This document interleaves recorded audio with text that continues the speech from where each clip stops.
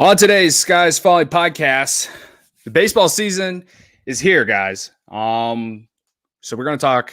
We got a full baseball show today. We're going to talk about the Cubs opening day games, White Sox opening day games. I know Josh he's probably hurt a little bit from last night's loss. I honestly wouldn't blame you. I've been there many times. But yeah, we full baseball. I think it's got my blood going. I'm ready. So we're going to do that. And we got some quick hits at the end of the show. So as always, Skies Falling Podcast is brought to you by OnTapSportsNet.com, where we are also live right now. We are live on YouTube and Facebook and on Twitter. So head on over there, get all your Chicago sports needs. And we are also now brought to you by Bet River Sportsbook. Illinois bettors can use promo code ONTAP at registration to receive a first deposit match up to $250. That's free money to bet with. Yes, I know that you can't sign up and bet on the app anymore, but you can sign up, use the code, and then head on over to Rosemont and show them your ID, and you'll be set to go. So yeah, like I said, all that. You can follow me at Cody on Tap on Twitter. You can follow Josh at on Tap on Josh and Tommy at official_T-Long. Sean's not here today. It's Easter. So miss you, buddy. All that good stuff.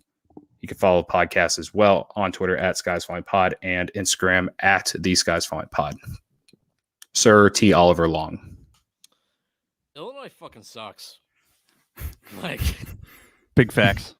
We can't do fucking shit right ever. Yeah, I feel you, man. So, but whatever. I mean, baseball season's here, man. Yeah, thank God. Thank God for it. Thank God for it. I don't know. Am I just gonna start the show since we're live? Can we just go? I'm gonna hit this button. You ready? Let's do it.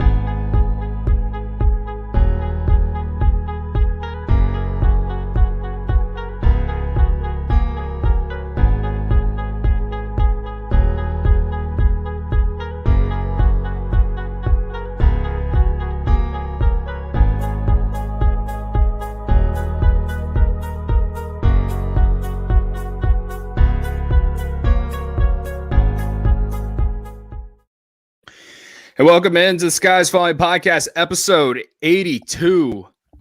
Tommy, Josh, minus Sean, miss you, Sean. Guys, it's actually not a big deal that Sean's not here. He's not the biggest baseball fan, but guys, got some breaking news, semi-breaking news.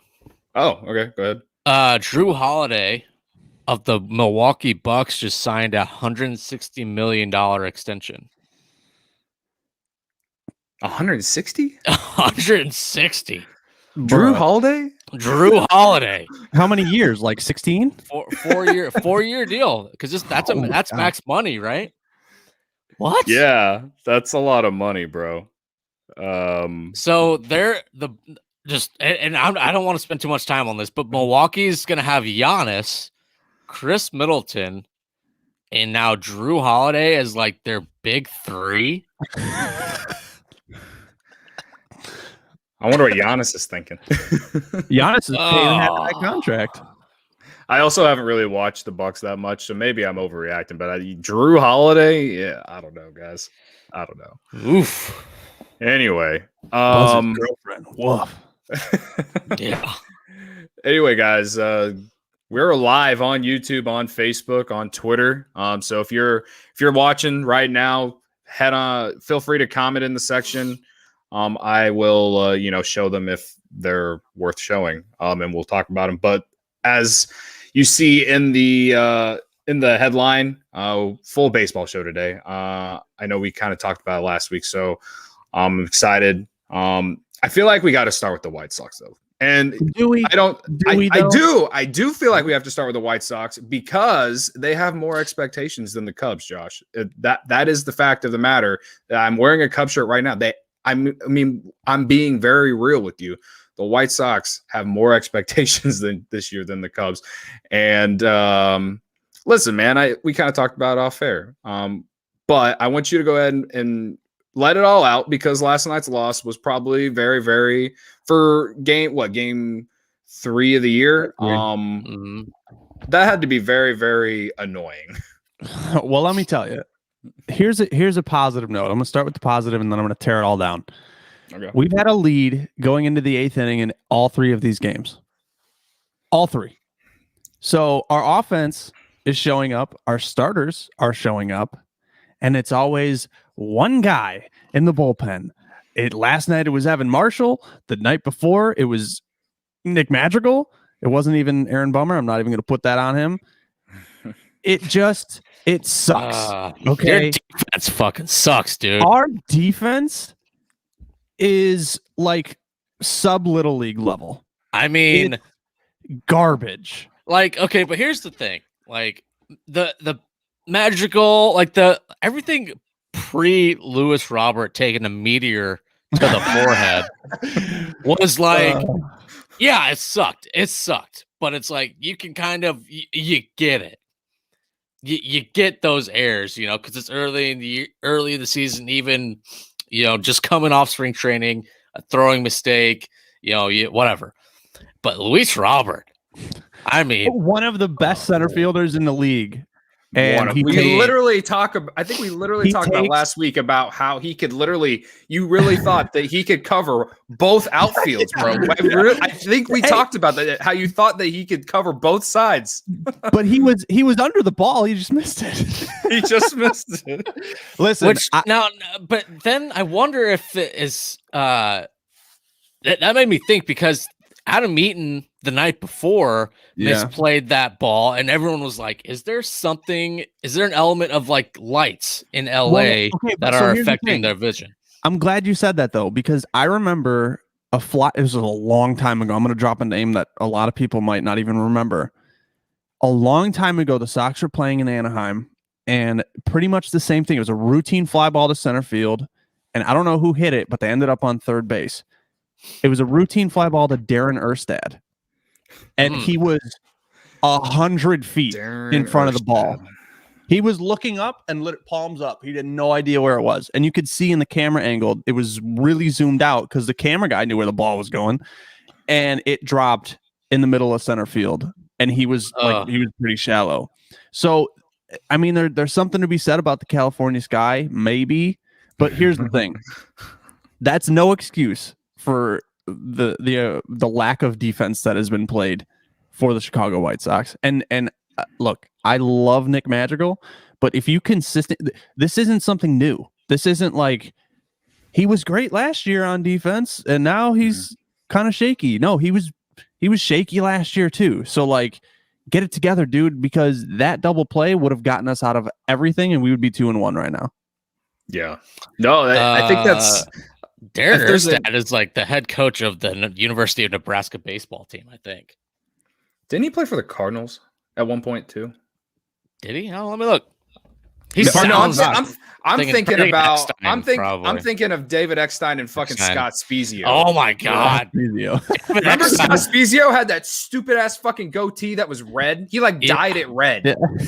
Oh, fuck him. So here's what me and Cody grew up with. Cody, I don't know if any of your teachers or anybody you knew had it, but my English teacher in middle school had a David Eckstein cutout with the caption that says it's not the size of the body, it's the size of the heart or something like that. And it had like David Eckstein with like his height next to it because he was like 5'3". Oh my God. In his Cardinals jersey. And I just wanted to come with a match and some gasoline and light that on fire. He was a good little second baseman though. Sorry, I know he played for the Cardinals, but no, I mean, look, there's a lot of positives to take from the Sox team in the first 3 games, but just the way they're losing, it's not easy to stomach. Like, really happy. Garrett Crochet, Michael Kopech, couldn't be happier. Yerman Mercedes, try and stop him. 8 for 9. I mean, come on. And so I watched the Angels broadcast last night, and when he got out on his 9th at bat, you would have thought they were announcing like Cal Ripken's final at bat. Like they're like, ladies and gentlemen, you will remember where you were at. who you were with the day we got your main Mercedes out. Yes, sir. I remember they got him to swing and miss in the entire crowd. Like they went nuts. They went nuts. Yeah. Nuts.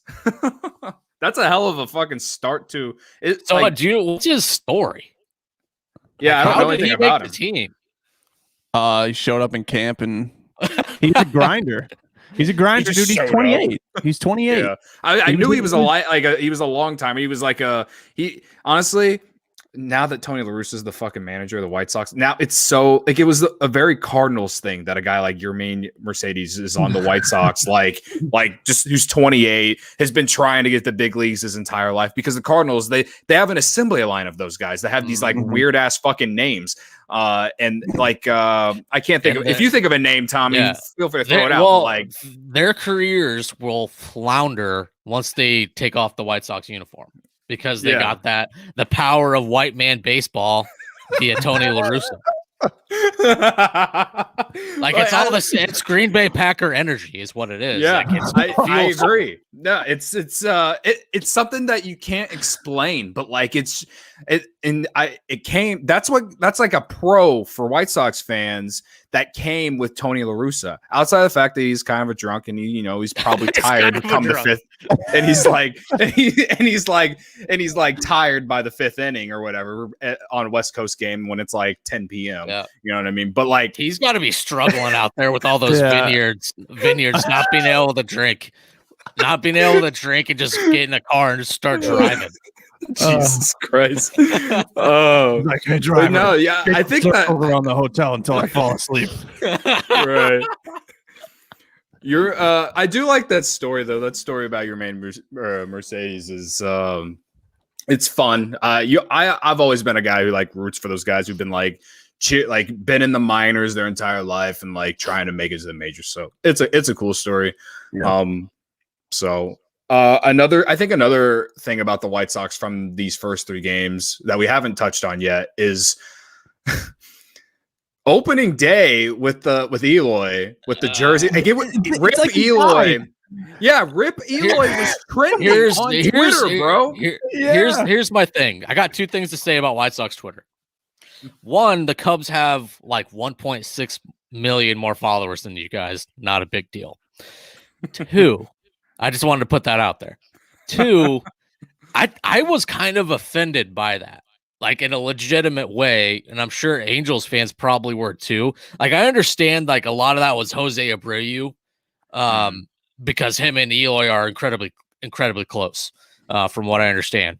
But they're doing that ceremoniously on a field against a team where they had to not celebrate, but they had to mourn two players who actually died in the past few years.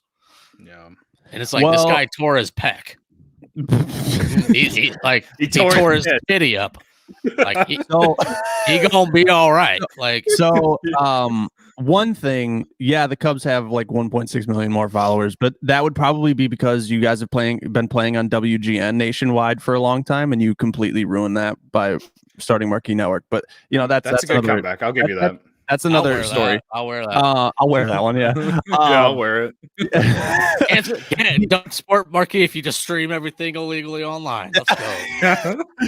I like that. Reddit. You have Reddit threads bookmarked in your browsers. Please don't sue us, FBI. So, look, the Eloy thing. I'm with you. I wrote an article about Jose Abreu's red batting glove nod to Eloy Jimenez, but the jersey in the dugout, all that stuff is cool, right? I think it's just because they're a really close team and Jose Abreu is really spiritual, so it heightens it a little bit. Dog, but it could have same time the caption, man. Well, the caption. It's the White Sox PR team and it's the White Sox social media team that really spun this thing out of control. It was. Maybe hashtag win it for Eloy. RIP Eloy is trending. The dude's he's sitting in a hotel or at his house trying to rehab and get better. He's guys, am I dead? Did I die? Did I die? Yeah, like I need to set up an estate. Like, what's going on? Did they fucking trade me? Like, what happened? Oh man, yeah. Yeah. It's a little much, but you know, if hey, the Cubs have been there. They've done stupid shit like that before too. I literally if you would have gotten to Cubs fans in 2016 when Schwarber got hurt, we might as well have acted like he just died. Yeah, I mean, I mean, when that happened, first weekend of the year, first 5 games, I think is when it happened, and then people. It was the same thing. We opened up against Anaheim. Yep. And then we went to Arizona, and I think it was the first or second game against Arizona. Yep. And really, it's all Almora's fault. Almora, if he was louder calling off. You mean Fowler? Fowler, yeah. If it louder called him off, wouldn't have been a big deal, but whatever. Yeah. But I want to go back. You rewind a little bit. You talked about Crochet pitching really, really well. Kopech was ridiculous. But I got 2 questions for you. One, Kopech, what do you go? 2 2/2 innings in relief, something like that? Yeah, I think so. Yeah. I don't remember the exact numbers. And then Crochet looked really good. One, do you think Kopech will be used like that continuously in a stretch kind of relief role? And Crochet, fastball looked really, really obviously great. Changeup looked okay. His breaking stuff is absolutely terrible.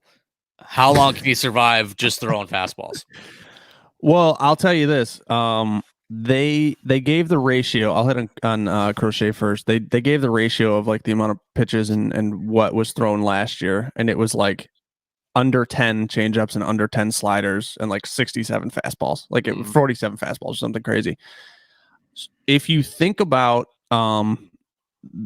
who Crochet has around him, and I'm just coaching staff, Ethan Katz, Tony La Russa, and then you also have player-wise, you have Yasmani Grandal, who's a veteran catcher.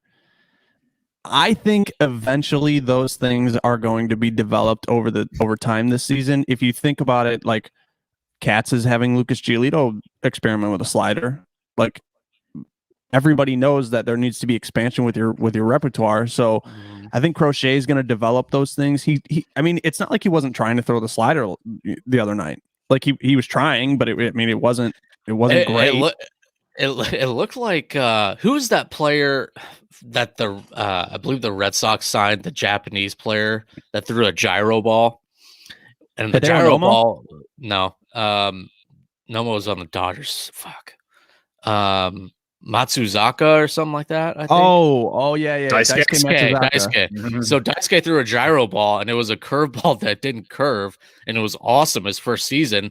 And then hitters picked up on the spin, and they knew when it was going to curve and when it wasn't, and then they just teed off on it. Yeah, that was kind of what he did, because it literally it was coming in at 87. That thing just wasn't moving. Well, here's the thing. So I could be wrong on this, but I whatever. I'm just gonna throw it out there. You have a guy who throws 101 miles an hour in Garrett Crochet, and your changeup is 93, 94.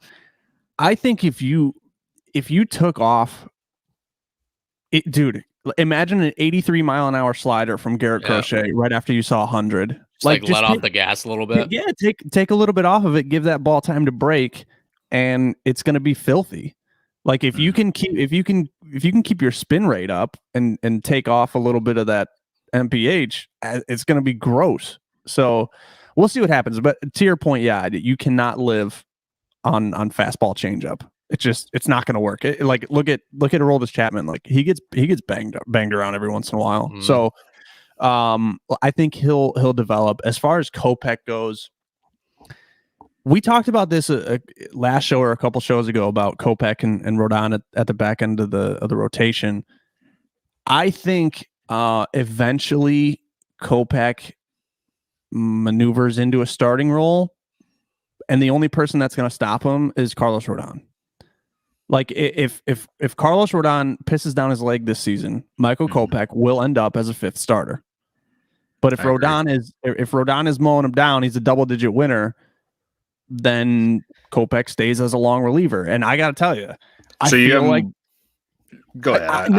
I don't have more confidence in Carlos Rodon than I do Michael Kopech. I think overall Kopech has, I think we can all agree his stuff is way better than Carlos Rodon's.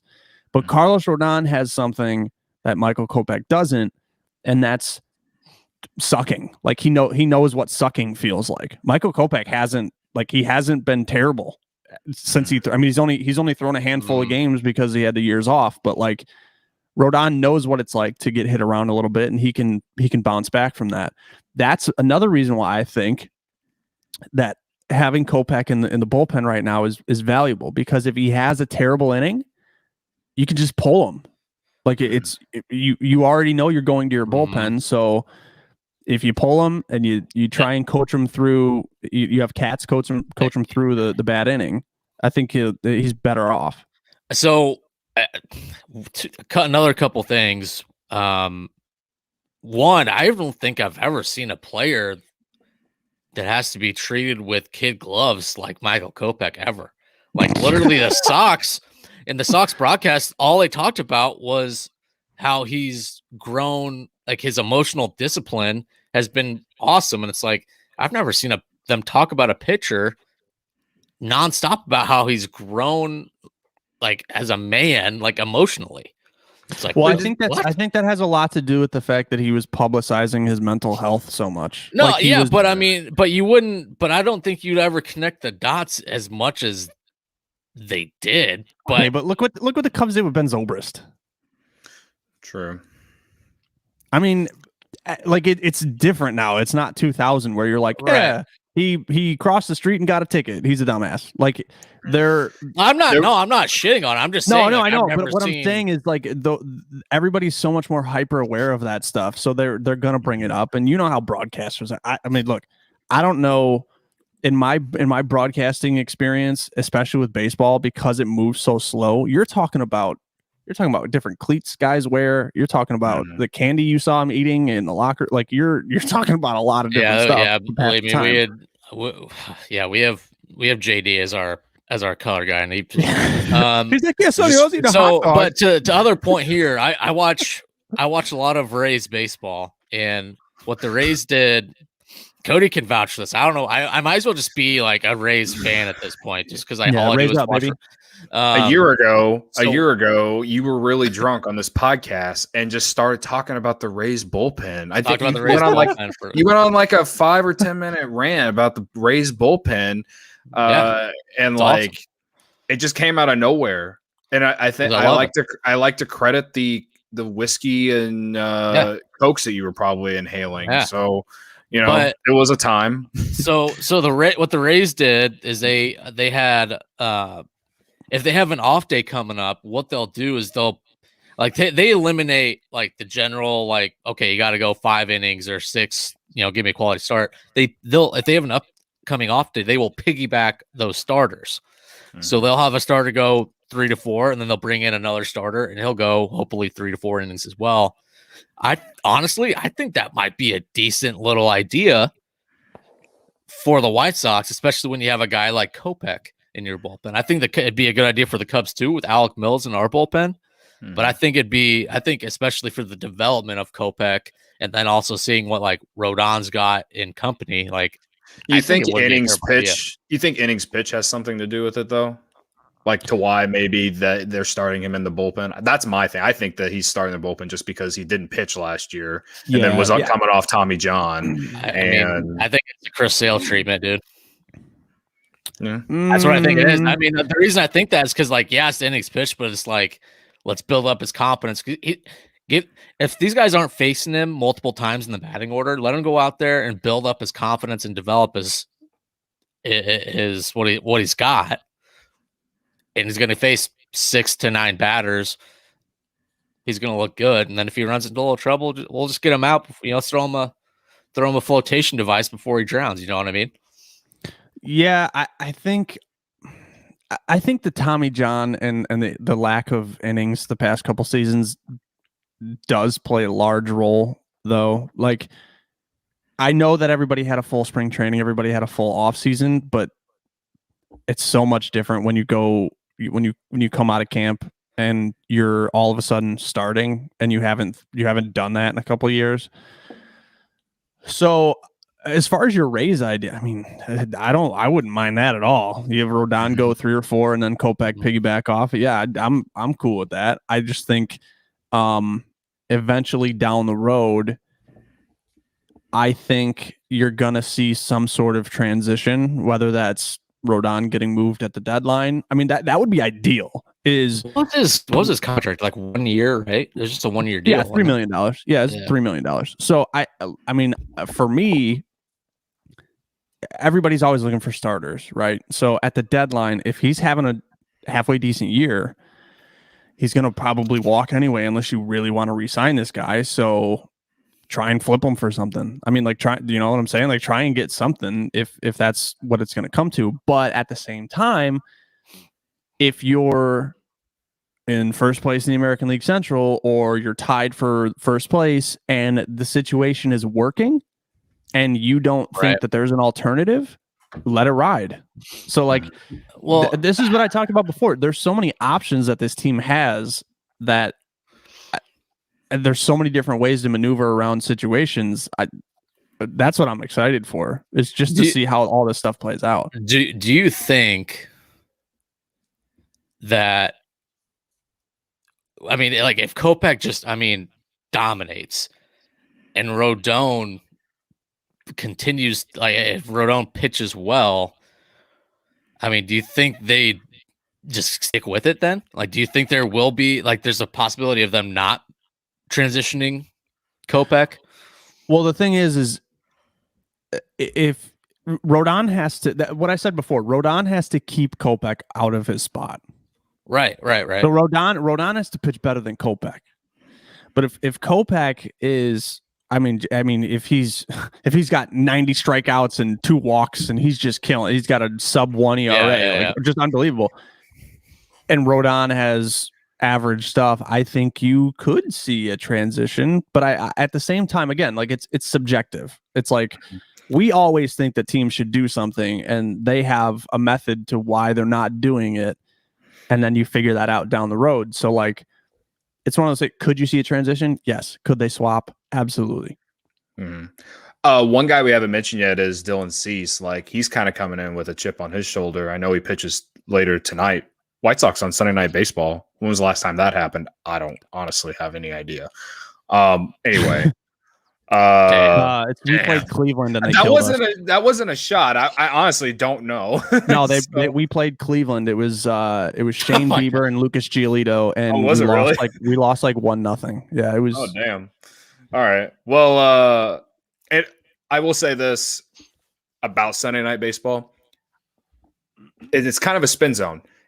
I kind of like not being on Sunday Night Baseball because I can't stand the duo of Jessica Mendoza, A-Rod, and Matt Vasgersian because they don't ever like they know, but they'll like hook onto these narratives and stuff that like the people in like the real fans are really tired of and shit. And they'll talk about shit that like really just has nothing to do with what's really going on within the organization. Whoa. That's just me. I like Matt Vasgersian, but like, I don't like combine that with in 17 and 18 we played like 60 games on ESPN. Yeah. And like and it led to like the world like starting to hate the Cubs. Like 16 was fun because like the world got on the Cubs bandwagon and whatever, and it was fun. But then they start getting all these games on Sunday Night Baseball, getting the Yankees Red Sox treatment, and like a lot of hate started flowing in. So for you, Josh, I'm just it's kind of like a warning, like, hey, like the more games they get, the more the haters are on their way, buddy. Yeah, the haters are on their way. I promise. We have a shortstop by the name of Tim Anderson who just embraces that hatred. So I think they'll turn that into fuel. I hate, for the record, I hate watching my teams on ESPN. I really don't either. I like there's something about baseball that you get your homers on your own broadcasts. Like they're just different. They are. One of the best calls ever, though, to your point, Cody, was Matt Vasgersian on the David Bodie walk-off grand slam. That was true. I mean, It's an all-timer. I was splooging in my apartment. Yeah. Like that was absolutely. My girlfriend magical. was at the game with her parents in the bleachers. I tell her every single day or every single time that highlight pops up on my timeline or something that she will never see a better ending to a baseball game ever. Unless the Cubs win another World Series and she happens to be there, which I would hope that I'm there, because if I'm not and she's there, there's something fucking wrong. But yeah. Anyway, that call is really good. I will give you that, Tom. Santa Maria. Yeah, I mean, I like Vasgersian, but it's just I think it's A-Rod. But if you like, I really do. Yeah, yeah. A-Rod doing the Mets games this year, and he's just like, "Look, I think Mets ownership fucking sucks. I think they're fucking stupid. They fucked up. Should have been me. Should have been me the whole time."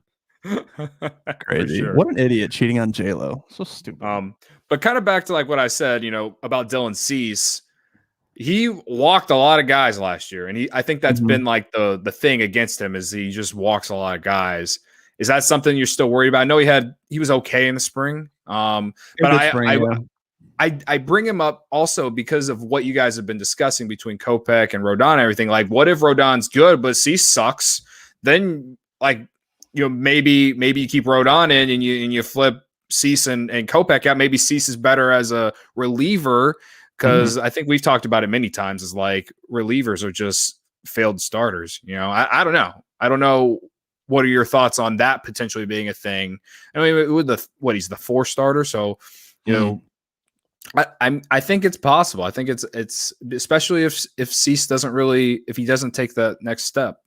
Well, they touched on it in the broadcast last night. Jason Panetti did that Tony La Russa isn't a guy who cares about numbers. Like there was Lance Lynn had a stat. He had 99 games with 100 pitches, 99 consecutive games, and he pulled him at 99 pitches. So like numbers when it comes into like making player and personnel decisions during a game, that's not really going to matter. So look, I think if there's a situation where you can enhance your bullpen with internal resources, I think you're going to do that. That sounded so corporate. I'm sorry. I think if you can move Kopech and swap, I think you could swap them. I think they're going to do it. I think Tony La Russa has a staff that basically their attitude is like, we need to win baseball games, and however we need to do that, we're going to do it. Yeah. So I don't think anything's off the table. Everything's on the table, including the meat. Real quick, couple of comments. Got Ethan Weil saying Happy Easter to you, Ethan. Happy Easter, guys. Quentin Lewandowski, chances of Cubs Sox World Series in the future. Fuck me, probably pretty low because the Cubs aren't good. Pretty low. Yeah, I agree. And then in JB the future, saying, maybe in like 10 years. JB dropping the Stephen A. Take a look, y'all, with the you know this IMG. Tweet. You know this tweet, Josh? It's like it goes viral every now and then if people start retweeting it. Take a look, y'all. Take a look, y'all. Anyway, anything else on the White Sox, Josh? We've kind of talked about the pitching staff. I know the offense hasn't been as good yet. I know Moncada struck out 5 times in one of those games. 7 strikeouts in 3 games. It's it's bad. Yeah.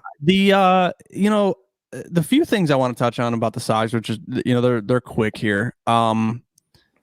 Andrew Vaughn is he's got the shakes the first couple of games. He's not looked great. But he got his first hit though, right? I think it's going to be one of those things where like he had such high expectations for himself and everybody had such high expectations that I think it's just going to take some time. Like he might not really turn it on until June, but like if he can turn it on, he's a valuable bat to have in your lineup or on the bench. The other one, I don't know what to feel about Billy Hamilton. Like, I don't know if I like him on the Sox or if whatever. Like, they're using him as like a Gerard Dyson. Like, I know we talked about this before opening day. Yeah, I don't know. Like, I feel like he's been playing since 1967, and he's still just as fast, which is cool. But like, you can't get on base. Yeah, like you can't you can't stop your speed if you're not getting on base. Yeah, go ahead. I just want to give a nod to the Angels. I think they're going to be a halfway decent team this year. They have a squad. Like their pitching is good. Their pitching is good, and they can hit the baseball. Justin Upton, forgot he existed, but yeah, they have him. That ball went about 700 feet, dude. They're just they can hit, man. I think they're going to be a good team. So if there's any Sox fans out there panicking that we're 1-2 right now, you're not playing, somebody's AA team. Like the Angels are going to be, they're going to be a halfway decent team this year. Yeah.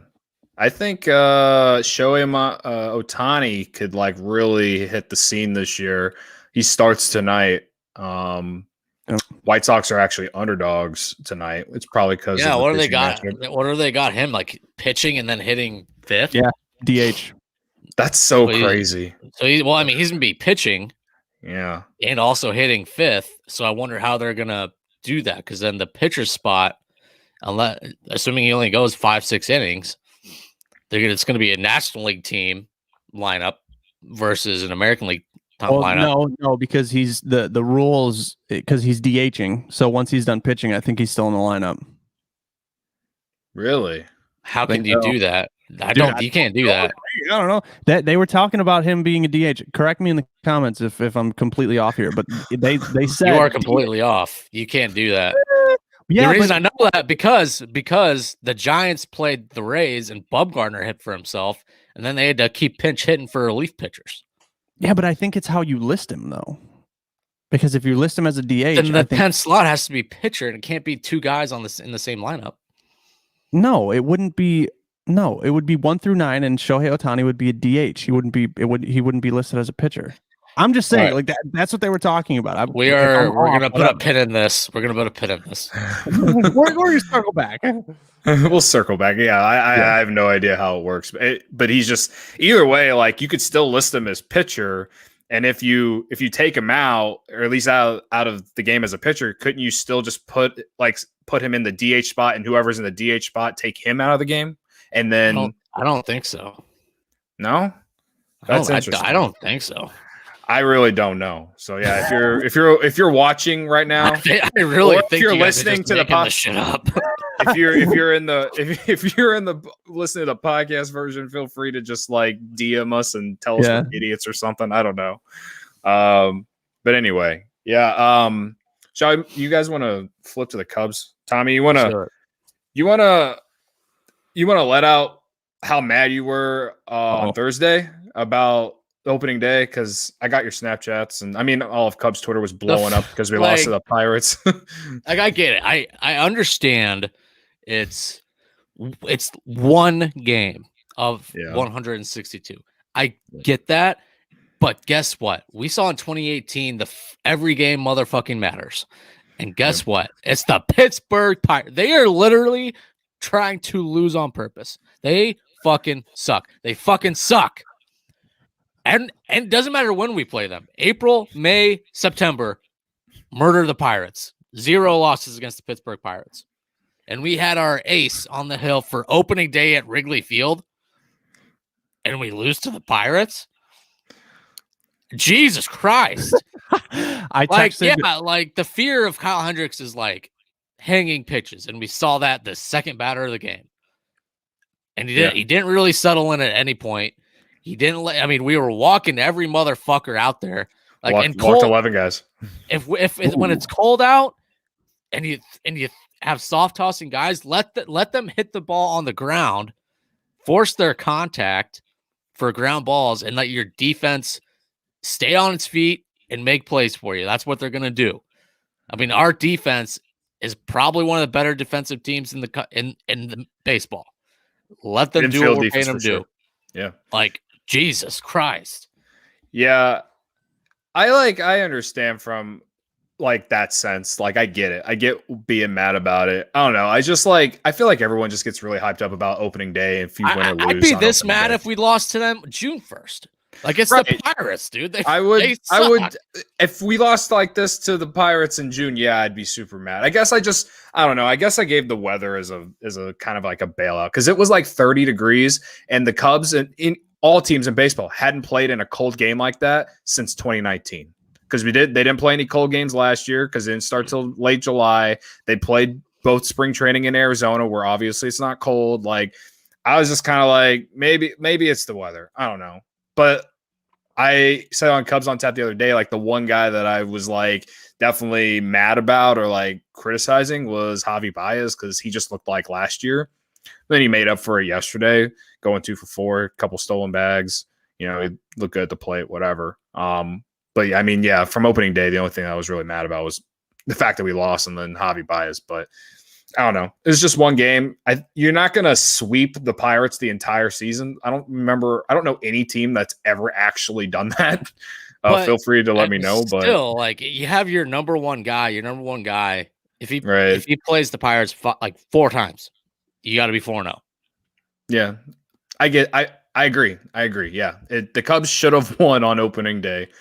But whatever. I don't know. It is what it is. I thought if there was a pro out of that game, was that they manufactured runs, and that's something we've been bitching about for like 3 years, about how every time they get a guy on third with less than 2 outs, and they fail to drive a run in. They scored 3 runs off like sac flies. So I don't know that. Like, I think so far in these 2 games that they've played, that's been kind of like the cool thing, is like they're manufacturing runs. They're pitching outside of pitching yesterday was good. Jake Arrieta, like, it's good to see him back. Like, actually at Wrigley, and fucking he had a gym. Real quick, post opening day, I watched Kerry Wood's last outing just to feel extra sad. Why do you put yourself through that? I love pain. So very on brand. As far as Arrieta's outing, yeah, I mean, I would say he was very, very good. He did make quite a few mistakes leaving pitches over the plate. But I mean, that just fucking happens. Didn't get taken advantage of too much, but yeah, I mean, that was just an awesome game. I did listen to whatever the AM station is post game. They're talking about Nico Horner, and they made a comparison that I did not like, and I want to get your thoughts on it, Cody. They compared Nico Horner to another fantastic fielding second baseman the Cubs used to have that was playing during the Kerry Wood game. His name was Dar. No, Mark Grudzielanek is a Cubs legend for his home run in the first game of the 2007 playoffs. Don't ever forget it. Electric. Darwin Barney. Darwin Barney. They compared Nico Horner to Darwin Barney. Mm-hmm. Like, defensively, I get it, but Nico Horner's a better hitter than that. He just has, again, and we've talked about it, he hasn't had enough at bats in the minor leagues, and he hasn't, like, he just hasn't had enough time to really develop down there, in my opinion. We've talked about it a lot. As much as I, kind of thought after his spring that maybe he deserved to be up there. Darwin Barney that he isn't. The Darwin Barney is the reason I hate when people throw defensive war at me. And it's like, fucking no, dude. Darwin Barney. That's why those metrics, I swear to God, are skewed. And it's only because of Darwin Barney. Because that dude hit like 107, I swear to God, for 4 months straight. And we're throwing him out there every day. Yeah. 2012 Cubs, man. What a time. What a time. Yeah, I mean, again, like, I just think the defense is the only thing that's really comparable. But I guess for Nico, I mean, if there's people out there that really think that his offensive ceiling is Darwin fucking Barney, I think they need to go watch some tape, man. Like, Nico Horner is a lot better player than Darwin Barney. So time will tell. We'll see. What do you, Josh? You're an outside perspective here. What do you think about the Darwin Barney? Yeah. Yeah, no, it's way off. Like, listen, okay. I don't watch Cubs games now because I don't have Marquee, but like when I would watch, I'm one of those Sox fans who, and send me the Shadow Realm Sox Twitter if you want, whatever. But I used to watch, like, the Sox weren't on, I'm watching the Cubs just because it's Chicago baseball. That's what I want to watch. And I remember watching Darwin Barney, and I mean, if you could have a designated fielder, that might be somebody who Dude, we almost did that with fucking Hayward in the World Series. Yeah.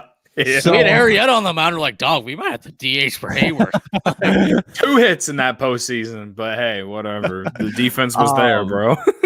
Look, yeah, I just and honestly, like the game has changed since Darwin Barney. I mean, argue with me if you want, but it has. Yes.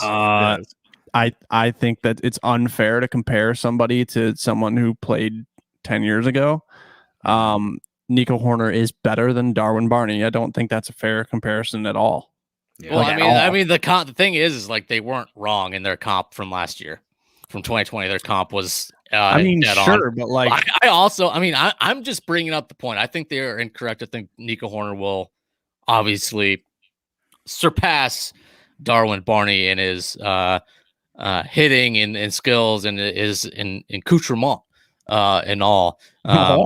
But yeah, their comp was like very congruent from last year. But again, we all know Nico Horner struggled last year when Darwin Barney couldn't hit. That was just the status quo. yeah, but can't we all agree though? Can't we all agree though that like the teams who did not play well last year are just like 60 games COVID year, we're just gonna toss it. Like I'm just gonna disregard it. Yeah, so like why even bring it up? Right. Like, Chicago Sports Radio. That's why. Yeah. So other things about the Cubs. We mentioned Jake. You mentioned Jason Hayward there. Tommy, you see that monster shot yesterday? I tweeted it. I tweeted it out. Yeah. And I did my best to like encapsulate the adjustments I've seen over the past year and a half into like one tweet. And I tweeted out about how his plane on his swing has changed. Now we noticed a lot from 16 to 19. Same pitch that he got for the home run. What did he do? He opened up his swing, and his wrist, instead of staying level, would turn over early, and he'd get on top of the ball and he'd pull it right to the second baseman. And now he's keeping those wrists down, getting the barrel level, and he's just hitting the ball. I mean, a couple millimeters lower on the ball, but he's so big and strong, it's going to have enough lift that when he separates, there's going to be enough power to take that ball over the fence. And we've seen that the past year and a half. And it's great to see he's finally earning his contract. Finally. Yeah, like I'm not kidding though. That's the sad thing. You're not kidding. He was. You can argue he was the best hitter for the Cubs last year. Him and Ian Happ. Yep. Center field. I don't know. I'm just glad Almora's not in my life anymore. Like, same. Like, thanks for tagging up from first to second in the World Series. Game 7. But also good luck in the New York minor league system or what. Goodbye. See you, dude. I mean, I just don't know. I mean, Jock Peterson. He's not looked good against lefties early. Struggling out the gate. Which he's kind of gotten screwed on a couple of bats so far, bad calls. But he's one of those guys too, where like I kind of figured he's probably gonna be bad in all of April because he's ice cream soft, dude. He's from California, played with the Dodgers. That's a thing. Like people on the West Coast are soft. Human beings, West Coast soft. They get anything dips under 50 degrees, they freeze up because they're soft human beings. They don't deserve championships. They don't deserve championships or happiness from their sports teams. Anyway, so but Jock, I think when it warms up, I think we may see what we got out of spring training. Like not every 5 at bats like we were getting in spring training, but he's gonna be hitting well enough where he's our everyday guy, and then we're gonna eventually lean on him. KB, love fucking seeing tanks. Yeah. I needed it, honestly, just for like, I don't want to say like my mental health, but just like something to know that for him mentally, he's thinking positively because opening day, he looked bad. He looked bad in the spring. The first at bat yesterday, struck out on like an 89 mile an hour fastball up in the zone. I'm glad that he hit a home run yesterday. And like, I think it's there's a thing like confidence is a thing, man. So hopefully that, leads to better things to come because the Cubs they have put themselves in a position where they have to just decide, are we going to extend this guy or not? But the play of Chris Bryant obviously is going to play a part in that. And the unfortunate thing is like he hasn't been good for a while. Yeah, I mean, he wasn't good last year in the 60 games or whatever. Well, he didn't even play 60 games. He played like 35. And then, into 19, hurt, but also like not good. I don't know. There's so many times where he's like gets these nagging injuries and you wonder why did the Cubs didn't just like bench him for like put him on the IL for a week or two and see how things happen then, but they wouldn't do it. And I don't know if that's the Cubs just being stupid or Chris Bryant saying, no, I'm fine. I can go out there and play. Yeah. But here's the thing. And like, I know I just like did it, but I mean, eventually it's going to come to a point where it's like, okay, if we're going to pay you, what are you going to do for us? Because if we sign you for 6 years and then you have like nagging shoulder injuries and knee injuries and ankle injuries and you play 70% of the games and then you suck for 80% of those games, homeboy, you ain't going to stay in Chicago. Right. Like, or if you do, you're not going to get the money that you're not going to get the money. You're not going to get, you're not going to get the love. Like, yeah, it'll get bad. Yeah. Well, again, the World Series, all the stuff he did, that it's worn off, which that's just Chicago fans. I mean, there's a reason this show is called The Sky's Falling, Josh. Like people forget it's all about what you've done for me lately. And again, I get that. And it's in professional sports. I definitely get that. These guys are paid millions of dollars to play a game. Yeah, I mean, it's a big year for Bryant, Rizzo, Baez. Like they're all in walk years. And and do you know what other team, historic team, won a World Series when all their stars were in walk years? Jason Varitek, Johnny Damon, Kurt Schilling, Pedro Martinez, Manny Ramirez, the 04 Red Sox. Really? All those guys were in their walk years. Some of them re-signed, but a lot of them didn't. Now, well, I mean, the biggest comp for the 04 Red Sox, obviously, 16 Cubs, 03 Red Sox, 15 Cubs. But or you could say 20 White Sox and 21 White Sox, potentially. Yeah. Yeah, I'm down with that. That sounds good. I don't mind that at all. You can say that again if you want. Other Cubs stuff. How you feel about the bullpen? I don't know if you guys have noticed, but I've jumped on like the Andrew Chafin like bandwagon. Like I love this guy. And it's mainly because of his mustache. I'm gonna like tweet at him every day. Every time he comes in, I'm just gonna like tweet out that photo that was taken during spring training, tag him in, and be like, "The king has entered the game" or something like that. That guy just, I mean, he just looks like a guy's guy, a guy that you drink like a beer or a million with. He looks like he has some fried chicken and beer in the bullpen. Oh yeah, no doubt. Like he would have got along with like the 2012 Red Sox or whatever team that was that got in trouble for having beer and chicken or whatever in the clubhouse. Out of the bullpen, like Chafin coming in, you're like, does he have Skechers on? That was dead juice. Has like a mustard stain on his jersey. He didn't get the memo. He's got jeans on. Like, yeah. What's going on? He'll pull up Jorge Soler and come out with the wrong jersey. Yeah. On a serious note, though, Kimbrel looked good yesterday, which is a positive sign. He did. I still don't trust him. Like he can go 30 consecutive shutout innings, and when you do great, Cubs fans turn into like, oh, you guys are fucked now. We got Kimbrel coming in. Yeah. I'm never gonna have that. After what he did in 19, the last like week of the year when we lost 9 in a row. Yeah. Like that's unforgivable. That's unforgivable. Yeah, I agree. Especially when it happens against the Brewers and the Cardinals. Like that's you're stained to me. But I mean, if he pitched well, great. It was the Pirates. So I guess we can reverse that like type of narrative on that too. I don't know. It's just Brandon Workman. I know Cody, you and I were fired up, like not fired up, but like we were okay with it. We were like, yeah, this guy's going to be good. He's going to be solid, and he's been solid. Yeah. I honestly think he might slide into the closure role. That's how much I believe in him. He was the closer for the Red Sox last year, wasn't he? Yeah. I wouldn't say he's before. a designated closer. He came in and he was closer, hold guy, high leverage guy. Really is what it was. But yeah, I think that'd probably be a suitable role for him here. Rex Brothers, like I feel like he's been with the Cubs for 6 years. I feel like he's been with the Cubs for like 20 years, bro. I'm done with Rex Brothers. You know, I wanted Rex Brothers when he was on the Rockies in 2011. And I'm like, get this guy to Chicago. He's a left-handed stud. And we got him, but it's 2021, so we'll see what happens.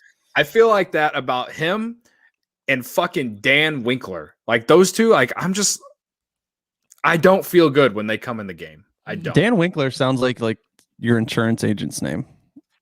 Yeah. He kind of does. Dan. See what my rates sounds like someone straight out of the Wisconsin assembly line. State Farm agents and car salesmen. Yeah. Sounds like a Michigan women's like high school Catholic league coach. Yeah. Oh my gosh. All right. So I guess other Cubs things today Zach Davies gets his first start. Obviously we're recording before the game, so I don't know. I'm excited. He pitched well in the spring, didn't give up a run, I don't think. So Josh, if you like seeing 100-mile-an-hour fastballs, have I got not the guy for you? Yeah, not the guy. Literally, like me and Cody talked about it, like probably in January, February, but in our minds the rotation filled out with Hendricks, Davies, Mills. Those guys don't even flirt with 90 miles an hour. Yeah. Like, holy dick. Yeah. These guys throw slow. Yeah. But I'm glad that they put Arrieta above Davies because you got to have that mixture. You can't put Hendricks and Davies back to back. I guess because of the velocity difference. But yeah, I mean, it's going to be. I mean, this is like his prove it year. He's in a walk year as well. That's something we haven't really talked about. He wasn't that good in spring training. Yeah, he was. I just said he threw 13 innings and didn't give up a run, man. Yeah, but that's what I'm saying. Like he's how many times did he go through the order? I mean, I don't know. What killed him in San Diego? What killed him in San Diego was his third time through the order. What killed Kyle Hendricks third time through the order? That's true. You're in the show now. Like you got to be able to go 6 innings. That's true. Again, I've said this many times. Thank you for correcting me. It's spring training numbers really don't matter. But I think as far as confidence is, I mean, I feel like he's feeling pretty good at least. And he gets hopefully pitches well against the Pirates today. I mean, it's a nice get you over the hump, your first game as a Cub type thing, you know what I mean? And unfortunately, I think Key Brian Hayes is out. Hurt his wrist. That's sad that Key Brian Hayes was killing us. Well, he's gonna be in the NL Rookie of the Year chase. Like if there's anyone on the Pirates that's good, it's him. Then they'll trade him in November. That's the only player that I can name. Or he'll be a Yankee in 5 years. But I mean, I'm just saying though, he is him. Adam Frazier's not bad either. I know they're not good. They're not good. Frazier and Reynolds both have 340 batting average. It's just singles galore, and they get on base. But it's get out of Pittsburgh, guys. How are you guys still there?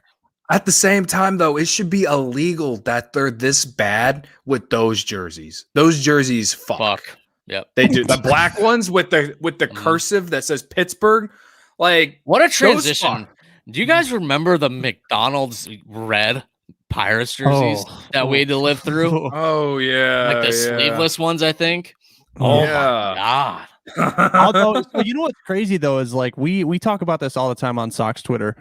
Do you remember the Pirates, the pinstripe vests with the black undershirt and it just said Pirates on the front? Those were one of the worst uniforms in the history of baseball because it's the Pirates. But Sox fans want the vest back. We want the pinstripe vest with the Sox logo on the other side. We want that. But the Pirates, I mean, if you think here's my thought process on the fact that their jerseys are dope as fuck. They knew they were going to blow this year and probably every other year from here on out. But the only thing that's going to get their fans to watch their games is cool uniforms.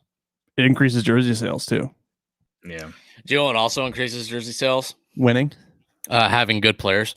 Yeah, that too. My cousin lives near Pittsburgh, and he's a big Pirates fan, but he understands that they're terrible. So when they won on opening day, I sent him a really long text message and asked him if he was going to buy World Series tickets. I wonder if like sportsbooks just took the Pirates off for futures bets. The Pirate, like the MLB could go to the Pirates and be like, "Hey, we'll let you in the World Series." They're just like, "No, we don't want it." I'm assuming the odds would just be plus 10,000 or something like that. It's gotta be higher. Like if that's nice, you go great. You gotta go higher than that. You know that there's Pirates fans out there every single year, like watching spring training and going, "I'm doing it." Yeah, they put a futures bet on the Pirates, like they're the actual like diehards. It's a very small fan. Well, base, if there was a year for a long time, if there was a year to do it, it was last year. Because I mean, look at the Marlins. Yeah. But I mean, that is a damn shame. That great stadium, great uniforms, and just absolute hog shit on the field. That's unfortunate. So bad. Yeah. But of course, they're in line to get Jack Leader, the number 1 overall pick, right? Jack Leader. Yeah, him. It's either going to be Jack Leader or is the number 2 guy in the rotation out of Vanderbilt, Kumar Rocker. Kumar Rocker has struggled mightily this season, which is awesome because guess what? If he falls to the Cubs, it's all just a big ploy. It means he was sucking on purpose to get to Chicago, and we're going to get him. If you guys like, I watched, I like obviously Carabas, friend of the show, tweets Jack Leader highlights. I watch Kumar Rocker highlights all day. I wish I had something to say, man. I don't watch a lot of college baseball, though. Yeah, I got nothing. I got nothing, bro. So which one is it? Is it Leader who threw the no hitter and then with like 17 strikeouts or something like that? He averages like 15 or 16 strikeouts a game. His ERA is 0.2. That's pretty good. I'll through 9 starts, by the way. Just to throw my sourness in the mix with Vanderbilt baseball, I'll give you a Vandy name, and it's Carson Fulmer. So, what about David Price? Have fun. Okay, all right. Good comeback. Touche. So funny story. Eastern played Vanderbilt a few years ago. And I think just a 2-game series because Eastern always goes and plays like all these Southern schools and shit. Start the season. Took Vanderbilt to extra innings 2 games in a row. Lost both time. Yeah, no big deal. That is a big deal. That is a big deal. That's like a foul ball in Little League. Extra innings. If I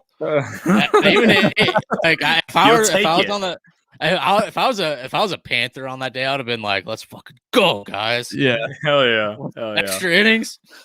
All right. Well, we've kind of gone off the rails, but I don't have anything else on the Cubs, man. We're going to the game on Monday, which is going to be fun. It's supposed to be like 70 degrees at Wrigley in April. Like, I'll take it every day of the week. Got Bert on the hill. Yeah. So it'll be fun to see Alzolay or Williams, whoever it is. I haven't. And who are we playing? Brewers, right? Brewers, yeah. Oh God, I'm gonna massacre Christian Yelich. That's one thing we haven't talked about is like you can legit hear fans yelling, like heckling at the players. And I think in opening day, I heard someone yelling at one of the Cubs relievers, just like I think Jacob Stallings was at the plate, who's actually a really good defensive catcher. I don't know how he is as a hitter. So add him to the list of good players on the Pirates that we've mentioned. But Stallings was at the plate, and whoever the hell the reliever was, I want to say it was Brandon Workman. He was like struggling to get Stallings out, and I just heard someone yell like, "It's not Trout, it's Stallings. Get this guy out," or something like it was something like that. He was just basically playing down the fact that it wasn't a good player at the plate. And I liked during the Sox Angels games, there's one guy who was in the first game. Just the whole game he was barking right in front of a mic. You could hear him, but I think what went viral was when he went, "Chicago sucks."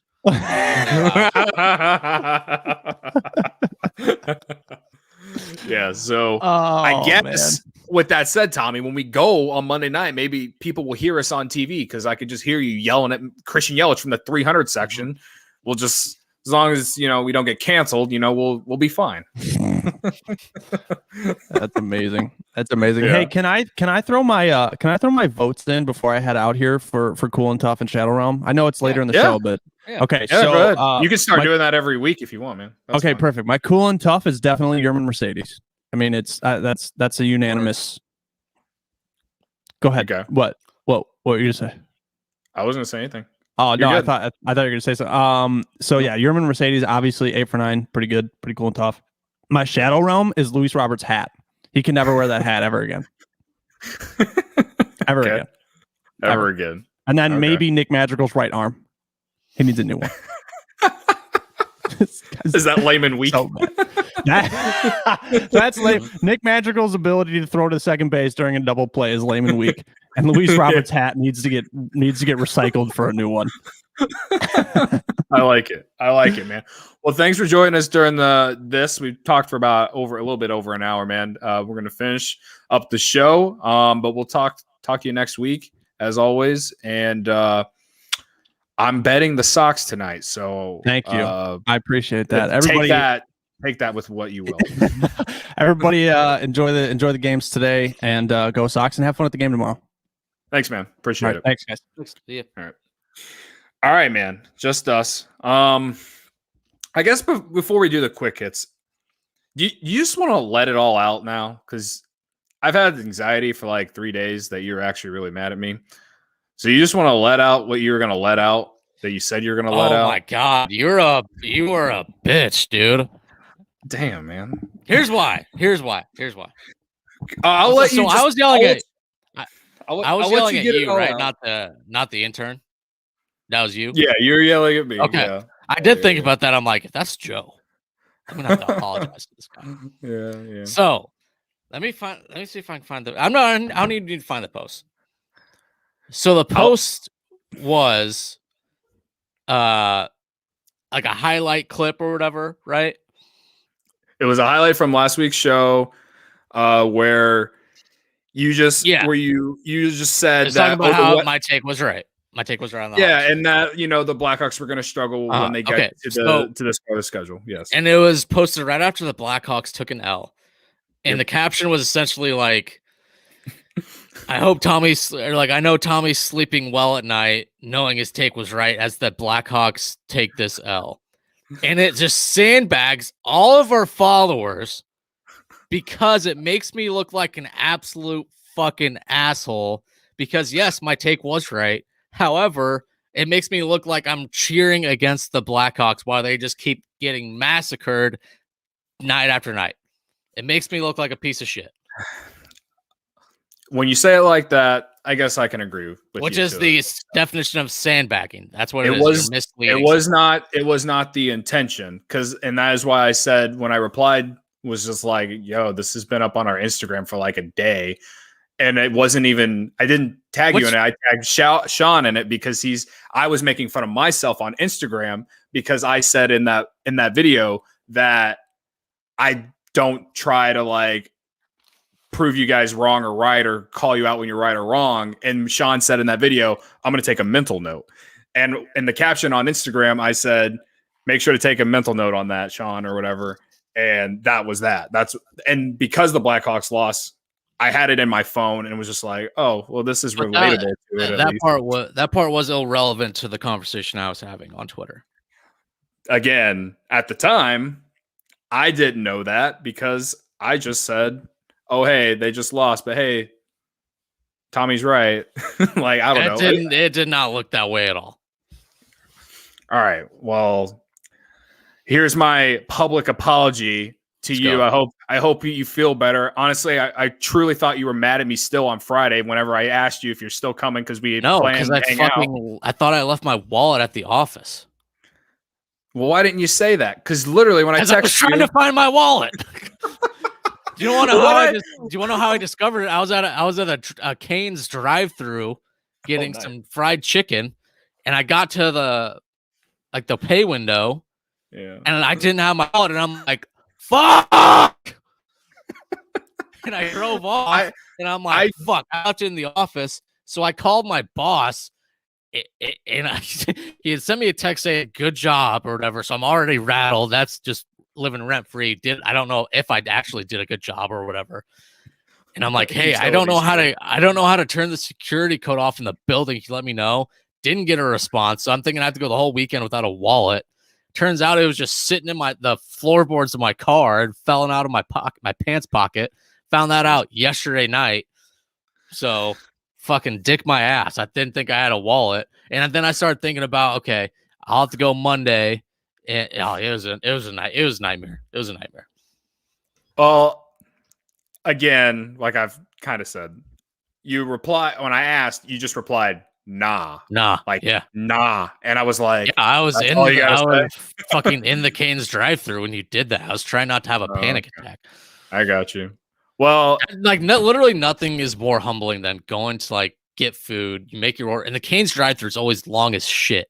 And literally, I'm like, fuck, I don't have my wallet, and that is pulled off like an asshole. Yeah. Well, now that all of this has been explained, I don't have any anxiety anymore. So I appreciate that. Again, was not an intention to make you look like a cuck or whatever. So whatever. With that said, they did lose yesterday. So I'm trying to look up who. So we got Burt on the hill. They fell out of playoff position. They played Nashville yesterday. So yeah.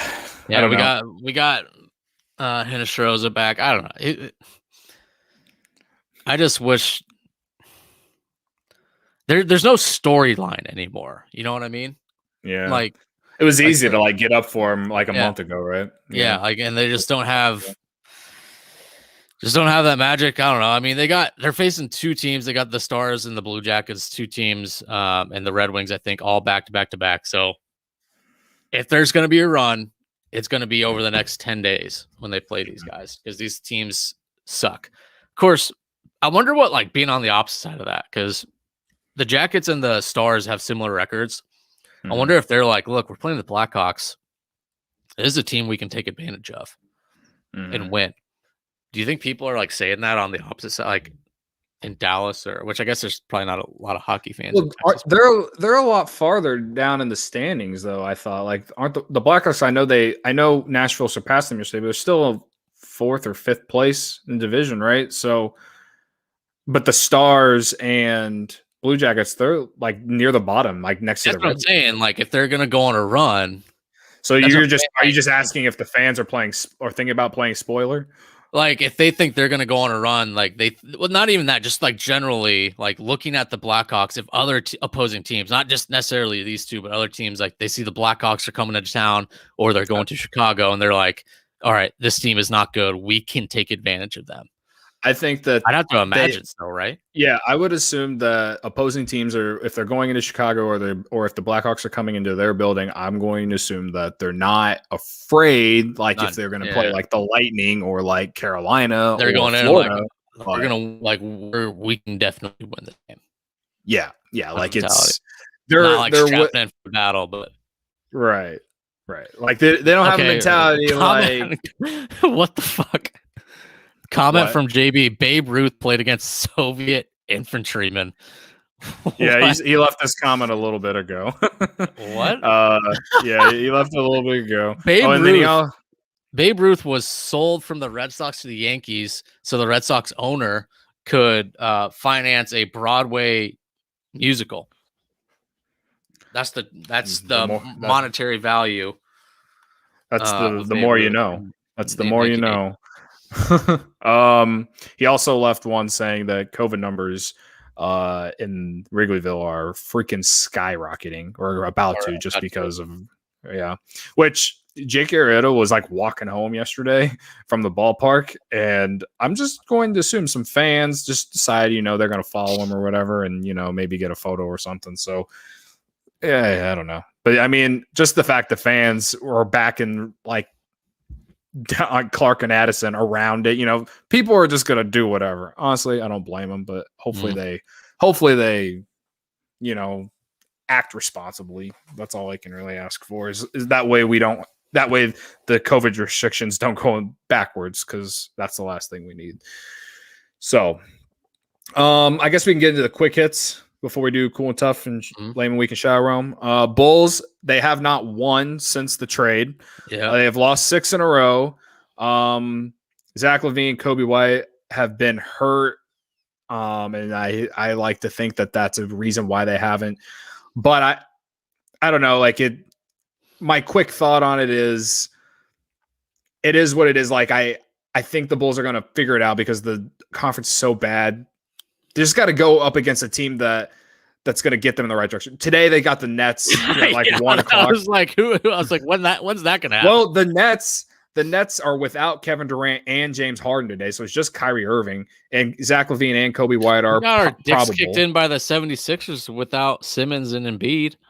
That's true, and we lost to the Cavaliers. I understand. What we got, the Pacers after that? I think so. Yeah. Oh boy. I don't know. I still think everything that they did is fine. And even if the Bulls just like really tank here, I think they get their first round pick if it's top 4. I believe that is what it is. Literally win the lottery though. Yeah. But hey, I mean, it can happen, but it can happen. No, shit. Fucking the Pelicans got Zion. They're supposed to get like the 9 pick or whatever. And the Bulls got D Rose and they weren't supposed to. Right. So, but I've to ask this, and I don't think we ever got an answer. And I don't think even like NBA people know. If we get the 9th seed, win or lose obviously win, don't get that. But even if we lose the playing game, are we still lottery eligible? I would believe so. I think so. Not sure, but I would believe that is. But this is like the first year they're doing this, so I don't know. But I'm kind of like, if that's where we end up, it's just like, all right, we're doing a playing game to get our ass whipped by, well, it might, the 76ers and the Bucks are the top 2 teams. I guess they could give the 76ers a little bit of a run, maybe, with the new players they brought in. But if they had to, the playing game would be between the 8 and the 9, wouldn't it? Because in the playing game to get to the 8, right? Yeah, and that's what I'm saying. Like the playing game would just be a game to play to get your ass whipped by either the Bucks or the 76ers. I'd rather play the 76ers than the Bucks, but I don't know, man. Embiid's a fucking monster. They're all good. Yeah, they are. So that's Bulls. I just think they need to get a win with the new players, get the good vibes back, and then I think that Billy Donovan can right the ship a little bit. And the only reason I say is because they're in the East. Anything I have, there's still some games left. I think they can still get in. I think no matter what happens this year, like obviously having a first round pick would be great, but clear up some cap space and go get somebody else's offseason. But I think having an offseason with like these guys in camp and all that, I think would do this roster specifically a world of good. For sure. I agree. You kind of mentioned it in the beginning of the show, being an Illinois fan. I agree. Adam Miller has entered the transfer portal, came out a couple days ago. Bruh, I don't fucking know why he did that. I don't want to be the guy that like goes on the internet and starts slandering a fucking 19-year-old kid for making a decision based off his life or whatever. But I have no idea why he would want to leave Illinois after the year that the program had. And the fact that he was probably going to get majority of the shots next season, which would lead to him having a better draft stock. I don't understand why he'd want to leave. I understand like him, like it's his life.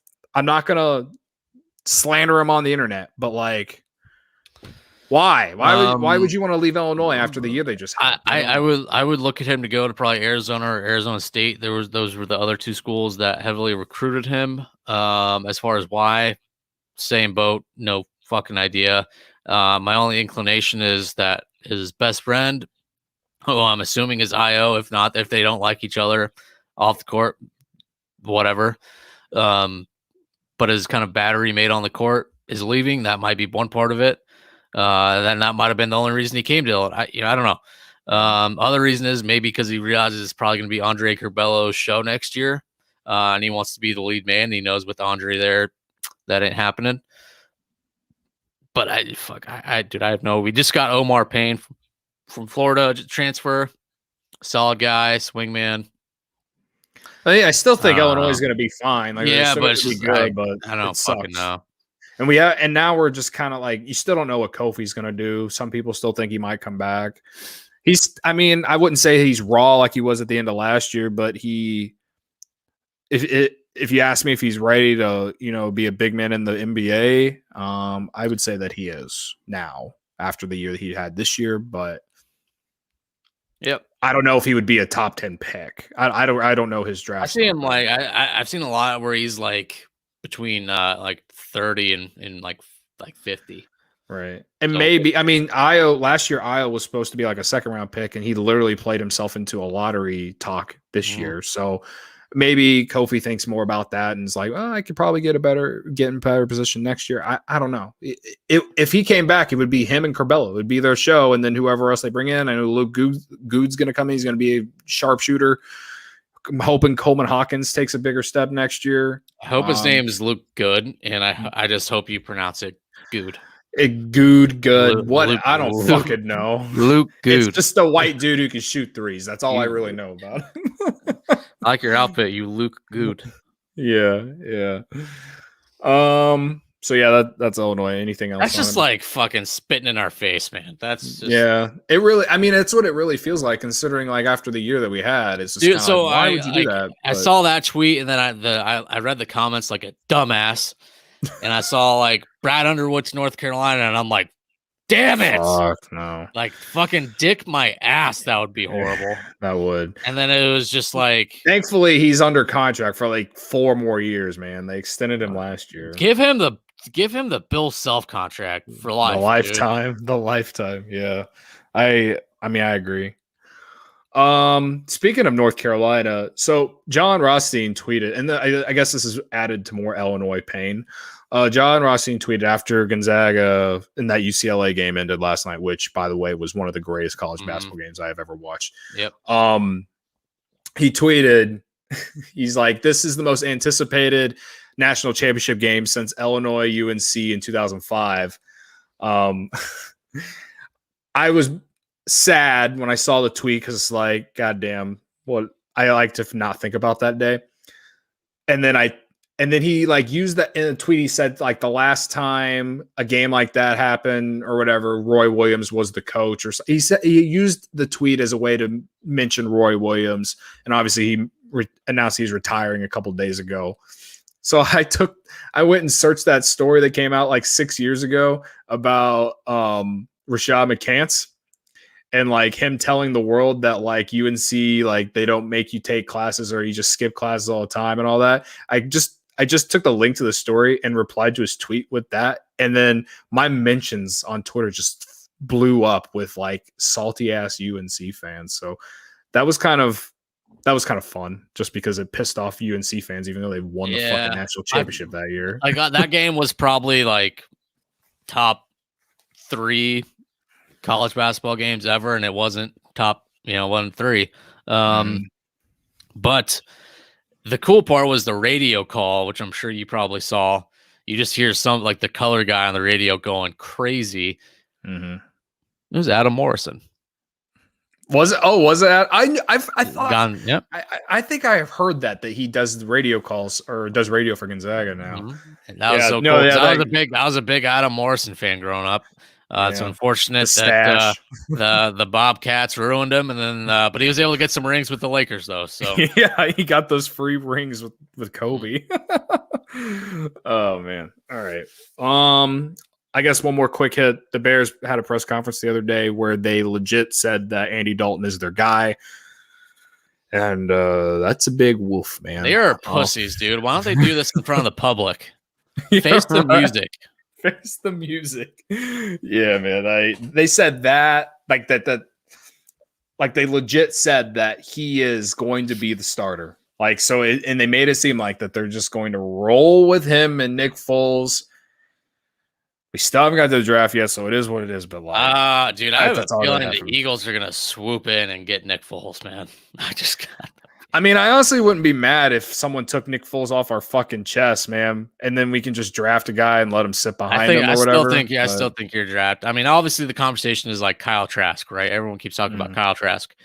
Just and because I've seen a lot of slander for him lately. Yeah. Dude, I don't fucking. Who cares? I saw they were also like looking at everyone's talking about them and Mac Jones.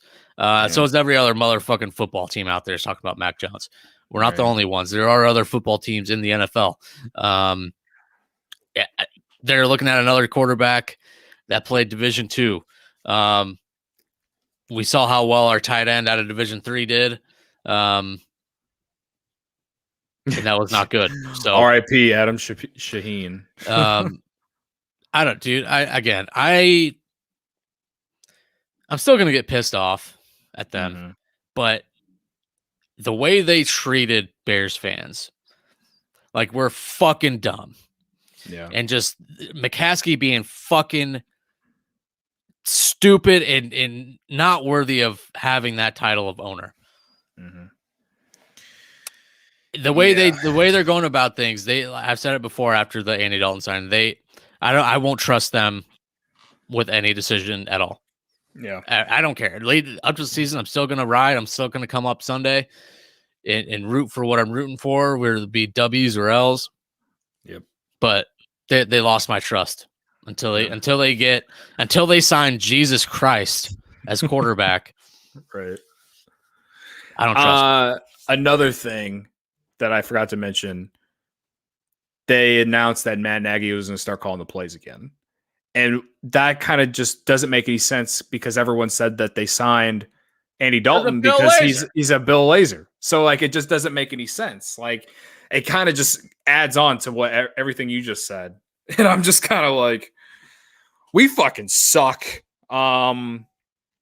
I think when we get to the Bears season, I think me, you, and Sean, we will all be on the same page. There's no reason for us to even get up. We're just going to do our post-game recaps and just fucking just say fuck it. Like we might literally just jump on for 20 minutes and just honestly might say the same shit every week because there's just nothing to look good about for them. Like, why sign Andy Dalton because he has a relationship with Bill Lazor, but then say that Matt Nagy's going to call the plays again, when we've seen that that's not been good. Like, I don't get why we would do that. I quite literally don't get it. Digesting Bears football was so much easier when the Cubs were good. Yeah. So, again, that's Bears. I don't have anything else on it. It's just fucking hate it here. Yeah. Let's switch the vibe up. Let's move to cool and tough. You want to go first? I take Josh's. What? Mine was gonna be your main Mercedes. Your main Mercedes? Okay. That's fine. I'll do your main Mercedes. Yeah, story's great. 8-for-8 start his illustrious career. I'm sure he'll, the 922 batting percentage that he's got will stay. My other cool and tough is this fucking video of the pit bull that just is addicted to knocking over trash cans. The video of the pit bull that's addicted to... I'll tweet out the video. It's just this pit bull, when he goes on walks, is addicted to knocking over trash cans. You haven't seen that video? No, man. Like, it is just the most wild thing. I mean, since we're doing this live, I'll go ahead and play the...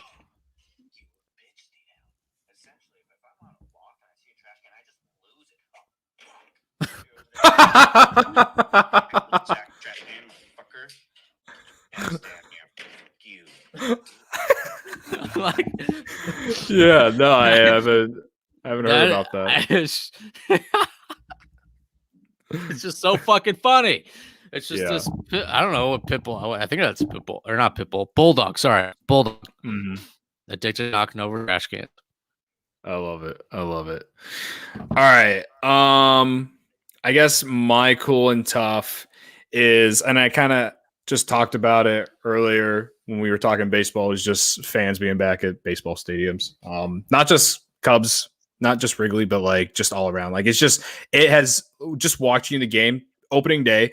I like quite literally for like the first couple innings, I just watched the fans. Like whenever they would pan over to like different sides of the ballpark, I would just watch fans interact. Like, or yesterday, someone hit a foul ball and like there was a huge roar whenever someone got the foul ball because they made a great catch or whatever. Like I missed that stuff so much. Yeah. Are you talking about the Cubs game? Yeah. And That just guy, said, yeah. I mean, that guy's going to wake up with bruises because he fell down like 2 rows of seats and hit every square inch of those seats before he got on his feet. Yeah. Oh. Yeah. So I don't know. Like it's I just again, it was just cool to see like no more fake crowd noise. Thank God. No more fake crowd noise, no more fucking cardboard cutouts. Like thank fucking God there's fans back in the stands, man. All right, Layman Week. Go ahead. I don't even know how to qualify this. All the people that are hating on Lil Nas X. Oh yeah.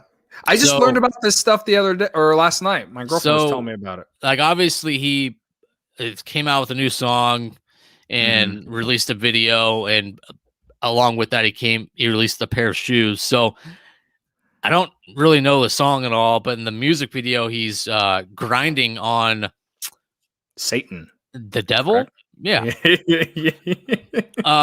Everyone was like, oh, he's having sex with the devil. I'm like, well, I don't know. I mean, maybe at one point, I don't know, but it's just like I don't know. Did you know that he's gay? He came out apparently like a year or two ago. Yeah. Yeah. My girlfriend told me this the other night or yesterday. I did not know he was. I'm in with pop culture. Yeah. I know. Cool. Good for you, man. He likes boys. So he does that, and then he released the satanic night. What do they call like the 666s or something? But so it wasn't through Nike though. He had just happened to buy those shoes, like his company or whatever. Bought the Nike shoes and then had some custom artwork done with like the little devil satanic circle pentagram. Is that what it's called? Yeah. I don't know what it's called. I'm sure we'll get God on that. And then there's supposed to be a drop of blood, but I mean all the whites are out after this guy. I mean they fucking hate it.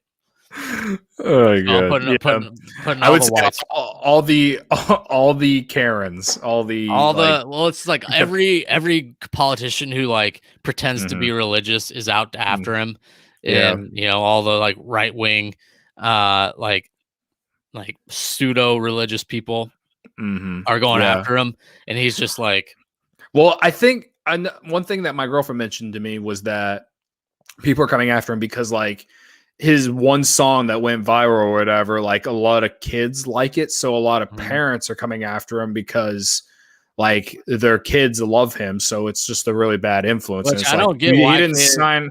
Do people not realize that what that song's about? I guess it's in the lyrics. They're like, he's literally talking about grinding on dudes and banging guys.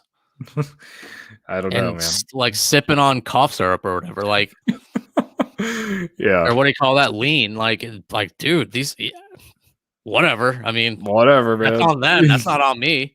Right. Me being Lil Nas X. Yeah. All right. My Layman Week is, you remember the one girl who went viral for the saying "Meet me out" or "Catch me outside"? How about that?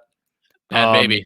Yeah, yep. She started an OnlyFans and made like millions in a span of like 6 hours. And again, like we mention stuff like this all the time. Like, it's not fair. She's 18, is literally only famous because of a fucking appearance on Dr. Phil where she was just like a brat, and now she's kind of she's an adult now, and she's selling her body on OnlyFans. And she got a banging body, but I don't think she's doing nudes or anything. She's just like interacting with people. I mean, what I mean, like she's not doing naked pictures. She's doing like, which I don't know what you can do on OnlyFans. I swear to God, I don't know what you can do on OnlyFans. I haven't used it. You can basically you can like interact, right? Yeah. Like, when you go on OnlyFans, from what I've read, it's like there's like a feed, it's like a Facebook feed, and whoever you follow or subscribe to it on it, you'll like, you can scroll and you'll see everything that people say. But a lot of people from what I've read, they'll like put something out there, like you could call it clickbait, but then like they will, if you tip them, they will then show you more, you know what I mean? So it's stuff like that. So 18-year-old, she literally hasn't done anything in her life except be famous for that viral video, and now is a millionaire because of OnlyFans. I think she's dating like a 30-year-old guy too. It's fucked up. Whatever. I don't know. But anyway, Shadow Realm. You want to go? State of Illinois. Is it because of gambling? Yeah. Yeah. Like what are we doing here, guys? Like what? Right. And just as like someone said in our comments, COVID numbers could, like go up because of, and now they want everyone to go in person and do it. Yeah. Go in person to sign up. What was the reason? I saw Pritzker release that. It's like, I don't understand the point of it to begin with. Like, you want more people to sign up. More likely, they're all going to sign up via the app. It's more money to the like. I literally don't. Is it like an ethical thing? Or are they worried about like? Dude, I don't know, man. It literally is inexplainable. I don't know. So again, you still sign up on Bet Rivers using the code ONTAP. You just have to finish your registration by going to Rosemont to the sportsbook itself. Yeah. I think you have to show them your ID, and that's it. That's all you have to do. It's stupid, but it is what it is. Like, why? It's so fucking stupid. Like, literally, it's one step forward, 10 steps back with this state. And yeah. It's like, no other state's going to do this. Right. I don't know. It's stupid. So, Shadow Realm. My Shadow Realm is Michael Rappaport for his stuff with Kevin Durant. Good call. I think everyone's heard about it by now, but like the guy, I mean, he's been known for a really long time. He was an actor. Never forget the one episode, I think it's like 1 or 2 episodes he's in Friends. Like, and he basically looks the exact same from when he was in Friends. Isn't he married to that girl? I honestly don't know. I think he's married to Phoebe Buffay. I really don't know, man. That's something we should Google. But yeah, just his conversation. He literally tweets out his conversation with Kevin Durant, which he ended up getting fined because I guess he used like gay slurs or something like that. He got fined like $50,000. I don't know, man. I've never liked Michael Rappaport for a really long time, just because like he's one of those guys who he'll talk the talk, but then whenever something comes at him, he'll play victim, or he'll try and have people come after like turtles. Yeah, he'll like have his like squad come after other people. I guess I don't. No, he calls his fucking lawyer like a baby. Yeah, he calls his lawyer. Yeah, so. Yeah. Michael fucking Rappaport. I'm actually surprised we haven't put him in the Shadow Realm like at all. So, yeah, man. And you kind of nailed on the head though. Like he's like, he'll puff up his chest and be loud to people if it's like someone, especially if it's someone who doesn't have like a massive like internet following or whatever. Mm-hmm. And then like as soon as someone of like prominence, she's like, hey, why don't you fight with someone your own size? And then as soon as he gets someone who's equally matched or bigger, that's when he just like calls the lawyers for slander. Literally calls his lawyers for defamation. Yeah. It's fuck him. Also, he looks like he has like a big giant, like, what do you fucking call it? I don't know if it's still there, but he has like this big giant mole or something like on his chin, and it's disgusting. No, that was a cold sore. Oh, a cold sore, whatever. Yeah, that was from a few years ago, but it was like the internet just has flooded that, so that's like 80% of the pictures online are just of him with that cold sore. Hate to see it. All right. I think that's the show. So this was fun going live. We're going to start doing this every Sunday. So real quick, hopefully someone comment. If not, message us. I want to take a Sharpie and paper into the game at Wrigley. Do you think I'll be allowed to do that? Yeah, I don't know why you wouldn't be able to. I think I'm just going to hold up a sign with the Cubs odds for the money line. Yeah. Dude, the DraftKings Sportsbook is at Wrigley Field now, man. Oh, yeah, that's right. That's right. Not to give them any free ads, What, but they do have a sportsbook there. What predictions do you have for Monday's game? Well, I've been betting Cubs money line every game so far. I guess I might as well just keep rolling with that. I feel like they're going to be underdogs against the Brewers, just based off predictions and stuff that people have. Or so I guess the new projected starters are Trevor Williams. Yeah. And then Brett Anderson. Oh, Brett Anderson, Cubs legend who really sucked. He was so bad with the Cubs. So bad. Anyway. Yeah, this should be fun. So go follow us on Instagram at These Guys Flying Pod. I'll be on the story. We'll share some photos and probably yell into the camera a few times. Maybe. I don't know. Whatever. We'll be in the 300 section. If you're out at Wrigley Field or in Wrigleyville, feel free to slide in the DMs. Let us know. Maybe we meet up. Word. Should be fun. I'm just excited to go back to a game, man. Our friend of the program, Ron Lucy, was there yesterday. I was talking to him about it later. We haven't been to you and I together haven't been to a Cubs dub. We're like 0 for our last 2. It's been a couple. We haven't been to a W since 2016 when me and you went. It's been since 2016, so hopefully we're not bringing the bad juju. Yeah, the last game we went to, they lost, and that was like 2018, and I don't think we went to a game together in 17. So, yeah, man, I don't know. So, anything else, man? Head on over to ontapsportsnet.com. Get our Chicago sports needs. Follow us on Twitter, Skies Flying Pod. We're live on Facebook and YouTube. Go follow on Tap Sportsnet there. And we're also the podcast itself on Facebook as well. Yeah, I got nothing else. Tommy, I'm going to close this up. Happy Easter and happy Easter to you, Sean. While you're eating your Easter dinner, if you could please hit the music.